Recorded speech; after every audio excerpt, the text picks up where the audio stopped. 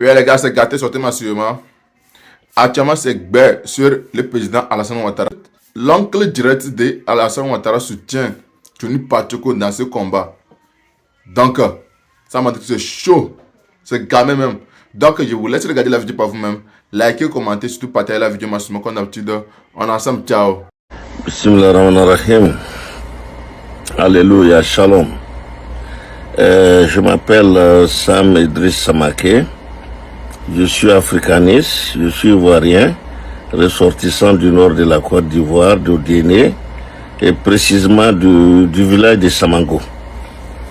Je suis né au centre-ouest de la Côte d'Ivoire, précisément à Issia, où le brassage ethnique était une réalité. Et ceci m'a amené à vivre ma tendre enfance à Issia. J'y ai grandi et je suis venu aux États-Unis à la fin juste de mon adolescence et j'ai passé le reste de ma vie ici et je suis là encore. J'espère un jour repartir chez moi. Ce qui m'a fait venir ici, je le comprends aujourd'hui, le jour de mon arrivée, bon, je savais que j'avais des problèmes parce que j'ai refusé d'être fonctionnaire. J'ai été rejeté de ma famille, donc c'est pas la première fois que ma famille me rejette. Et aujourd'hui, je suis rejeté par ma famille parce que je suis babouïs, j'ai choisi mon camp. Et étant donné que j'ai fait ce choix, aujourd'hui, j'en paye le prix. Et je suis heureux. Je suis très content de payer ce prix-là. Parce que je suis dans la logique, je suis dans la normalité. Et je suis conséquent avec moi-même. Et j'ai mon esprit tranquille, j'ai ma conscience tranquille. Si j'avais choisi une autre voie, ma conscience ne serait jamais tranquille. Je suis en adéquation avec ma personne. Et je suis très heureux. Et j'ai quelqu'un que j'admire beaucoup. Une fois j'ai parlé de lui et certains amis RDR m'ont fait la réflexion suivante. Sam, nous on veut que tu ailles chez Gbagbo, mais jusqu'à aller parler de Johnny Pacheko, alors là tu exagères. J'ai pas répondu, j'ai rien dit. Et aujourd'hui, Dieu me donne l'occasion de parler de Johnny Pacheko. C'est un monsieur, un jeune que je ne connais pas, qui est venu sur les réseaux sociaux avant tous, presque tous les Ivoiriens, bon presque tous, hein, je dis presque parce que je ne savais pas qui est venu sur les réseaux et s'est affiché ouvertement, publiquement, comme Johnny Pacheko. Donc si on veut voir, Johnny Pacheko a ouvert la voie à tous les activistes ivoiriens. Je ne dis pas africains, mais ivoiriens. Il a été l'un des pionniers et il reste le pionnier. Il avait son langage, le langage auquel il a mis beaucoup de vin, beaucoup de nyamakoudji. Le langage était provocateur. Le langage était par moments malsain, souvent empreinte d'une teinte de vulgarité. Bon, c'était son tempérament, c'était normal. Il en avait trop gros sur le cœur, c'est ce que moi j'en déduis. Il en avait tellement sur le cœur que pour se faire comprendre et pour avoir la notoriété qu'il a eue, il fallait qu'il passe par là. Il passe par cette vulgarité, qu'il passe par ce coup de poing. Et vraiment, il fallait qu'il donne ce coup de poing pour se faire écouter. Pas pour se faire aimer. Parce que c'est un monsieur aujourd'hui que j'admire beaucoup, qui ne cherche pas à se faire aimer de qui que ce soit. Voilà, ça, j'admire ça chez lui. Et qui ne cherche pas à convaincre qui que ce soit, mais qui cherche à convaincre ceux qui sont dans le même combat que lui, ceux qui voient dans la même direction que lui, et qui cherchent à convaincre le plus le plus d'Ivoiriens et le plus d'Africains, parce qu'il est passé par plusieurs canaux. Il y a un moment, je crois qu'il avait créé un truc, la Joshi Gang. Il est passé par plusieurs chemins quand même. J'ai vu un tout petit peu. Et il était africaniste, il a fondé un mouvement. Il est passé par beaucoup de choses, ce jeune Johnny Pacheco, que j'admire beaucoup. Et aujourd'hui, je fais cette sortie parce que la fois dernière, il a fait une sortie où j'ai trouvé ça un peu pathétique, où il a demandé de l'aide à tout le monde. Il a demandé de l'aide pour payer ses avocats, ce qui est tout à fait normal. Et j'ai admiré ça. Et là encore, j'ai encore beaucoup plus aimé Johnny en ce moment-là. Et je vais vous dire pourquoi. Johnny Pacheco, que je suis maintenant un peu, s'il avait besoin de visibilité, il n'allait pas faire cet appel. Si Johnny avait besoin d'argent réellement, de l'argent sale bien sûr, Johnny il n'a pas besoin de ça. Johnny sait où taper, où il faut appeler, et puis tout cela, son problème est résolu. Mais Johnny est égal à lui-même. Il est sincère, il est dans la sincérité, et son combat est sincère et noble. Il a eu des parcours. Je vais vous dire un truc. Le Johnny Pacheco, qui s'était rallié un moment aux Alassanistes, au RDA ou bien au RSDP, l'a fait pour un seul homme. Et si cet homme-là vivait aujourd'hui, je vous dis que la Côte d'Ivoire serait surprise. Peut-être nous autres, nous serons tous rentrés aujourd'hui. C'est Amadou Gon Coulibaly. Gon, je ne le connais pas. Mais psychologiquement, j'ai vu Gon. Gon est arrivé à faire comprendre à des Ivoiriens et des Ivoiriennes qu'ils pouvaient rentrer en Côte d'Ivoire. J'en veux pour preuve une dame qui est au Canada, qui fait, quand elle fait ses vidéos, ça imagine souvent avec la brousse, les singes. Oui, elle aime beaucoup les animaux dans ces trucs pour faire comprendre certaines choses aux gens. Et cette dame, Gon Coulibaly était arrivé à la convaincre. Et cela m'a dit ceci. Si Gon était resté, si Gon avait survécu, si Gon était devenu président de la Côte d'Ivoire, soit Alassane serait allé en prison, soit Alassane serait mort. Parce que Gon a joué le jeu. Nous avons vu ça beaucoup de fois quand quelqu'un veut être président.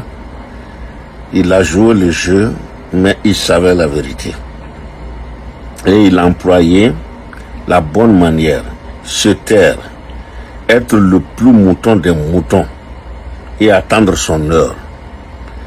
Si Dieu lui avait donné une longue vie, si Dieu lui avait prêté une vie plus longue, je vous jure que Alassane se serait trompé lourdement.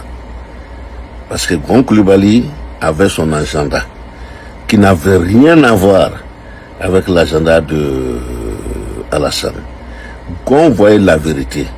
Gon était l'homme qui allait pouvoir réunir les Ivoiriens, faire une réconciliation. Je crois que c'était le dessein de Gon. Les enfants de Gon aujourd'hui qui parlent, s'ils voient ce que je suis en train de dire, ils vous diront que c'est vrai ce que je dis. Je suis psychologue, je suis visionnaire, c'est ce que Gon aurait été.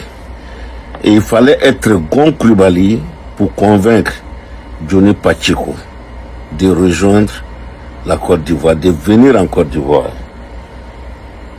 et de parler d'Alassane Dramane Ouattara et de dire qu'il s'est trompé sur Gbagbo Laurent et de dire ce qu'il a dit dans le temps.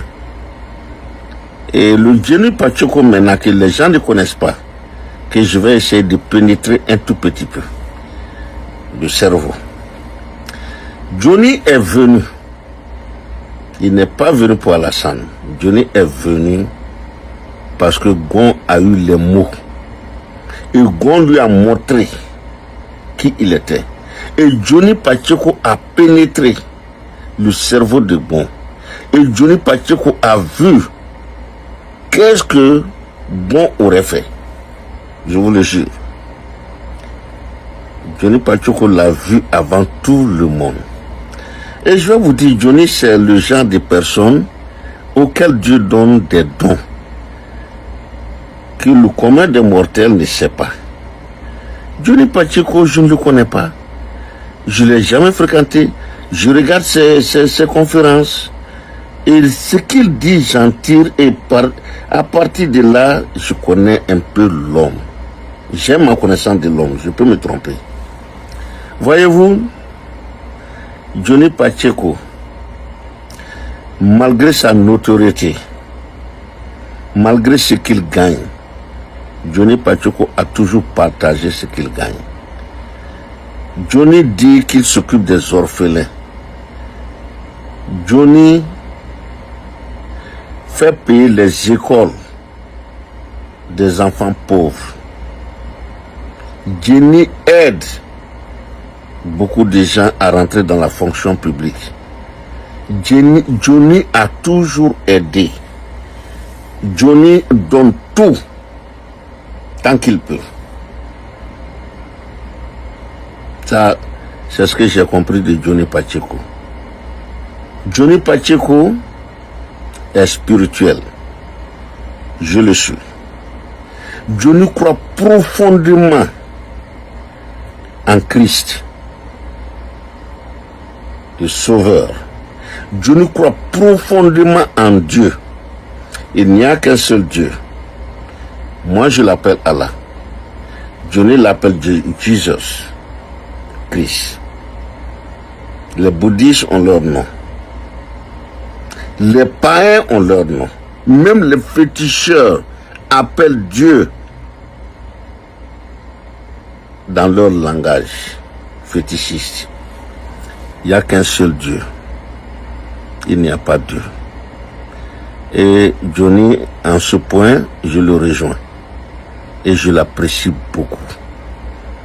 Johnny croit profondément en Dieu.